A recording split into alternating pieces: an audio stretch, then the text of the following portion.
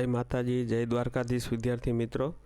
આજે આપણે ડિસ્કસ કરશું આપણી લેક્ચર સિરીઝના અંદર બહુ એક સારો એવો કાયદા અને કાયદાનું એક વિશાળ ક્ષેત્ર, ભવિષ્યલક્ષી જે ક્ષેત્ર જે સાયબર ક્રાઇમ, સાયબર લો, એના વિશે ડિસ્કસ કરશું આપણે કે એના અંદર એઝ એન એડવોકેટ તરીકે પ્રેક્ટિસના કેવા કેવા સ્કોપ છે, શું શું કાયદા તમારે શીખવા પડે. તો ચાલો આપણે આજના લેક્ચરના અંદર જોશું સાયબર લો, સાયબર ક્રાઇમ. હું ઘણીવાર મારા લેક્ચરના અંદર ફિઝિકલ જે લેક્ચર હોય, જે ઓનલાઈન ન હોય, એના અંદર હું ઘણીવાર કહેતો હોય કે વઢગણું હવે દીકરો દીધો હોય ને એવો ક્રાઇમ છે, કે રોજ કંઈક નવું નવું હોય, રોજ જે કંઈક નવું નવું હોય. આ કાયદાના અંદર પ્રેક્ટિસ કરવી બહુ જ જરૂરી છે. શા માટે છે? કારણ કે આનો સ્કોપ બહુ વધારે છે, એવું પકડીને ચાલો તમે. સૌથી ઝડપથી વધતા અને ભવિષ્યના ક્ષેત્ર ગણવામાં આવે છે અત્યારે એઝ ઓફ નાઉ. આ આપણી ક્રિમિનલ ફિલ્ડના અંદર ગણીએ તો એવું ગણવામાં આવે છે કે બધા જ જે ફિઝિકલ જે ક્રાઇમ થતા હતા એ બધા જ ઓનલાઈન શિફ્ટ થતા ગયા છે. હવે ક્રાઇમ કરવા માટે કોઈ ફિઝિકલ જવું કે એવું કંઈ જવાની જરૂર નથી. ઓનલાઈન ચોરી બી થાય છે, ઓનલાઈન બધાની જે કોઈ બી ડિફોમેશન કહો કે કોઈ બી પ્રકારના ક્રાઇમ છે એ બધા જ ઓનલાઈન અવેલેબલ થતા થઈ ગયા છે. તો સાયબર લો, સાયબર ક્રાઇમના અંદર પ્રેક્ટિસ છે જે ટેકનોલોજી અને ઇન્ટરનેટ, ડિજિટલ એવિડન્સ હોય, ડિજિટલ લો હોય, તો તમારે પ્રેક્ટિસનો ક્રાઇટેરિયા વિશાળ થઈ જાય છે. ઇન્ટરનેશનલ લેવલનો તમે આના અંદર પ્રેક્ટિસ કરી શકો છો. તો પહેલાં તો આપણે સમજીએ કે સાયબર લો પ્રેક્ટિસ શું છે. તો ઉદાહરણ તરીકે જ્યારે કોઈ internet, social media, digital transaction, ડેટાની ચોરી કરવામાં આવે, હેકિંગ થતું હોય, ઓનલાઈન ફ્રોડ થયા હોય, ઓર ગમે તે જોડાયેલા, આ સાથે જોડાયેલા કોઈ કેસ હોય, એ હેન્ડલ કરવા માટે અને એની જ્યારે પ્રોસિડિંગ્સ કોર્ટના અંદર જાય છે, એના અંદર જે વકીલ તરીકે જે કરવાના કામ હોય છે એને સાયબર લો પ્રેક્ટિસ કહેવાય છે. સમજાય? એને સાયબર લો પ્રેક્ટિસ કહી શકીએ છીએ. આવા બધા જે કામ કરવાના હોય એને સાયબર ક્રાઇમ કે સાયબર લોના અંદર પ્રેક્ટિસ કરનાર એડવોકેટ તરીકે એક ખૂબ સારી એવી ડિમાન્ડ અત્યારે બી છે અને ભવિષ્યમાં વધશે બી, એવું પકડીને ચાલજો. કયા કયા કાયદા આના અંદર ભાગ ભજવે છે?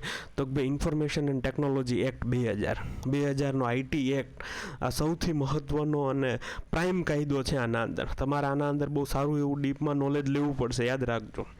બીજું છે digital personal data protection act 2023, DPDP act, latest કહી શકીએ એવો કાયદો છે ટેકનોલોજીની બાબતના અંદર કે જે પીપલના, સિટીઝન્સના ડેટાના પ્રોટેક્શન બાબતે વાત કરે છે.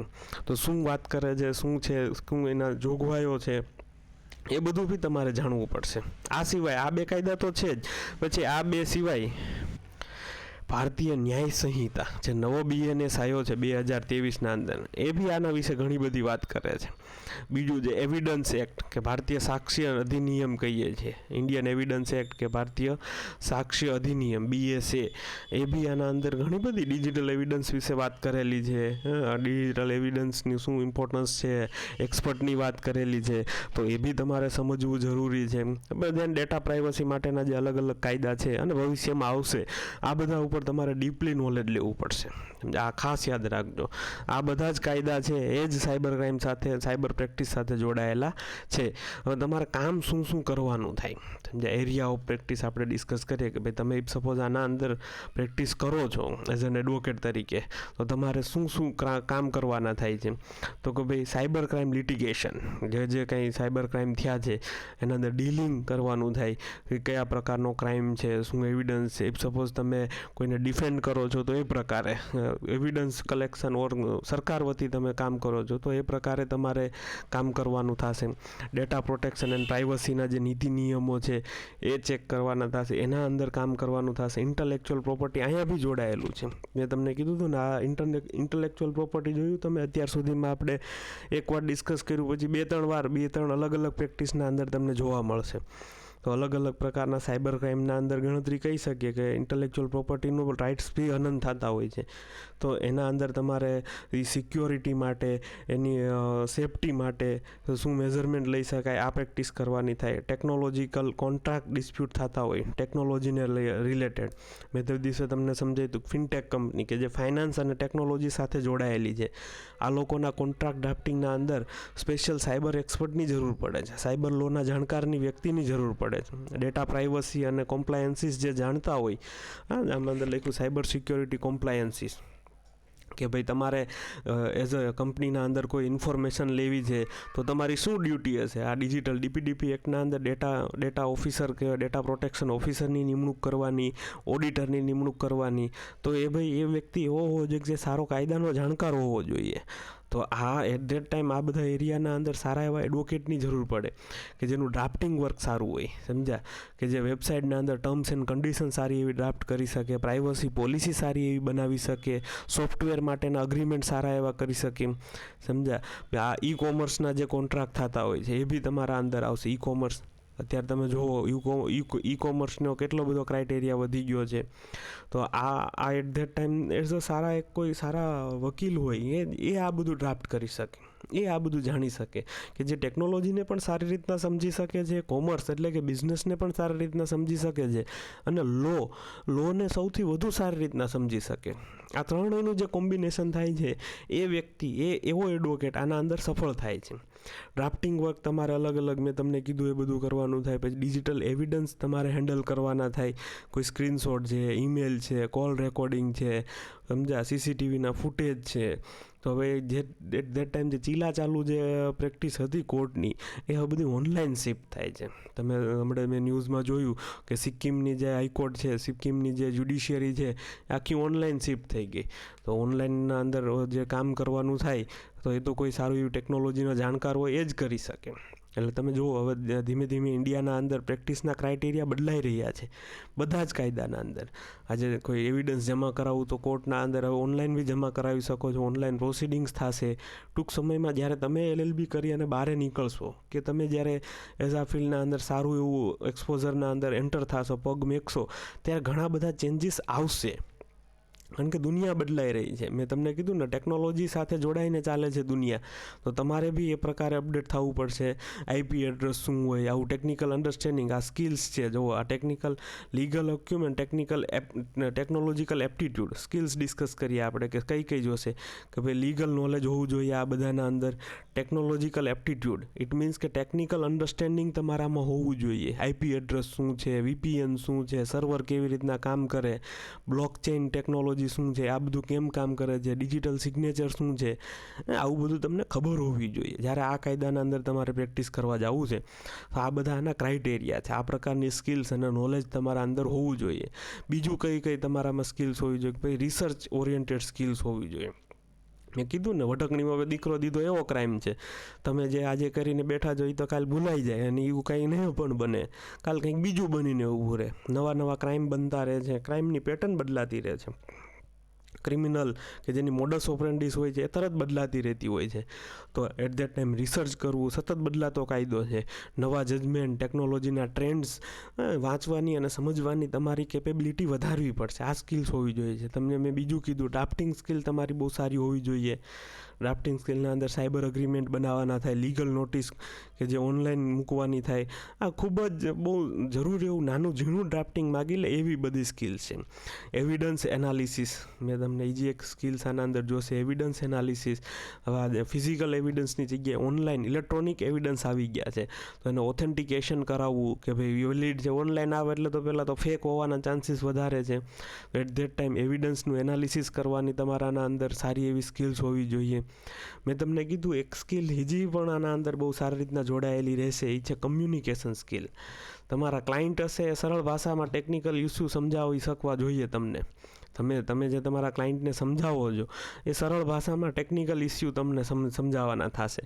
આવી આવડત હોવી જોઈએ કે તમે તરતથી એને સમજાવી શકો. કાયદો શું કહે છે, ટેકનોલોજી શું કહે છે, કઈ રીતના આના અંદર તમારે કામ કરવાનું થશે એ તમે ઇઝીલી સમજાવી શકવા જોઈએ. ત્યારે જ તમે કોર્ટના અંદર કે આ ફિલ્ડના અંદર બહુ સારી રીતના સફળતા મેળવી શકશો. બીજી ક્રાઇટેરિયા છે એડેપ્ટેબિલિટી. ઇટ મીન્સ કે તરત તમને સ્થિતિસ્થાપકતા આવવી જોઈએ. તમે બધી જ બાબતે નવું શીખતા રહેતા જોવે છે. તરત તમારે સ્વીકાર કરવો પડે ટેકનોલોજીનો. હવે AIનો જમાનો આવી ગયો છે તો તમારે એ બી શીખવું પડશે. એડવાઇઝિંગ ક્લાયન્ટ આપણે ડિસ્કસ કર્યું, રિપ્રેઝેન્ટિંગ ક્લાયન્ટને કોર્ટમાં રજૂ કરવાના થાય, લિટિગેશનના અંદર સમજ્યા, સાયબર ક્રાઇમના કેસ તમારે હેન્ડલ કરવાના થાય તો તમારે રિપ્રેઝેન્ટિંગ ક્લાયન્ટને રજૂઆત કરવા માટે ક્લાયન્ટ વતી આ બાબતમાં તમારે પ્રેક્ટિસ કરવાની થશે. કોર્પોરેટ સેક્ટરમાં તમે પ્રેક્ટિસ કરી શકો, કન્સલ્ટન્સી તમે કરી શકો. ગવર્મેન્ટમાં બહુ સારી એવી ઓપોર્ચ્યુનિટી છે, ખાસ યાદ રાખજો. સરકારના સરકારને એવા માણસોની જરૂર જ છે કે જે આ બધા કાયદાના અંદર માસ્ટર વ્યક્તિ હોય. સમજા સાયબર સેલ હોય, ઇન્વેસ્ટિગેશન એજન્સી હોય, પોલિસી હોય કે રિસર્ચ હોય કે કંઈ નવી ઇમ્પ્લિમેન્ટ થતી કોઈ પોલિસી હોય, એના અંદર કોઈ સારો એવો જાણકાર વ્યક્તિ જે કાયદો જાણે છે. કારણ કે સરકાર તો કાયદાથી જ વાત કરશે. કોઈ સારો એવો કાયદો લો ડ્રાફ્ટ કરવો છે, મેં તમને કીધું નવા કાયદા તો હજી ઘણા બધા આવશે. હજી તમે આ સ્ટડી કરો છો, મેં ન્યૂઝમાં જોયું કે યુટ્યુબ માટે બી કંઈક સરકાર રૂલ્સ એન્ડ રેગ્યુલેશન્સ લઈને આવે છે. તો એ બી નવા કાયદા લાવવા. ઇન્સ્ટાગ્રામ છે, નવું સોશિયલ મીડિયાની એક્ટિવિટી છે, ફેક ન્યૂઝની છે, તો ઘણા બધા કાયદા એવા ફ્યુચરમાં આવશે કે જે આની સાથે જોડાયેલા છે. એટ ધેટ ટાઈમ સાયબર ક્રાઇમની પ્રેક્ટિસ છે એ ઘણી ઊંડી અને ઊંચી પ્રેક્ટિસ ગણાશે. તો અત્યારથી જ તમે આ બધા સબ્જેક્ટ ઉપર ખાસ ધ્યાન રાખો, આ બધા વિષય અને આ બધા કાયદાને સમજવાનો પ્રયત્ન કરશો તો ભવિષ્યમાં તમારા માટે કરિયરના અંદર એક સારો વિકલ્પ તમારી પાસે ઊભો હશે. અને તમે તમારી જે કોઈ બી પ્રેક્ટિસ કરશો એના અંદર ઘણા બધા સ્કોપ આના અંદર રહેલા છે, એવું મારું માનવું છે. આગળ વધીએ આપણે આપણા લેક્ચરમાં. તો કે ભાઈ થોડુંક મેં તમને આ બાબતે સમજાવવાનો પ્રયત્ન કર્યો છે. શું છે સાયબર ક્રાઇમ એ બી તમને ડિટેલમાં સમજાવી દો. જો આ સાયબર ક્રિમિનલ્સ ખબર ના હોય, આ સાયબર સ્ટોકિંગ કહી શકીએ કે અલગ પ્રકારના સાયબર હેરેસમેન્ટ કહી શકીએ. એ પ્રકારના જે આ ડિજિટલ અરેસ્ટનો સીન છે, આ છે તમે ડિજિટલ અરેસ્ટનો જ સીન છે. એ ડિજિટલ અરેસ્ટ બહુ જ પ્રચલિત આ પ્રકારની મોડસ ઓપરેન્ડિસ છે સાયબર ક્રાઇમના અંદર. આ બધા ઇન્ટરનેટ થ્રુ જે થતા કામ છે. સાયબર ક્રાઇમની ડેફિનેશન એવી છે કે જે ઇન્ટરનેશનલ ઓર ઇન્ટરનેટની મદદથી સમજ્યા જે કમ્યુનિકેશનના સાધનો છે એનો યુઝ કરીને જે કોઈ બી ક્રાઇમ કરવામાં આવે છે એને બધાને સાયબર ક્રાઇમ કહેવામાં આવે છે.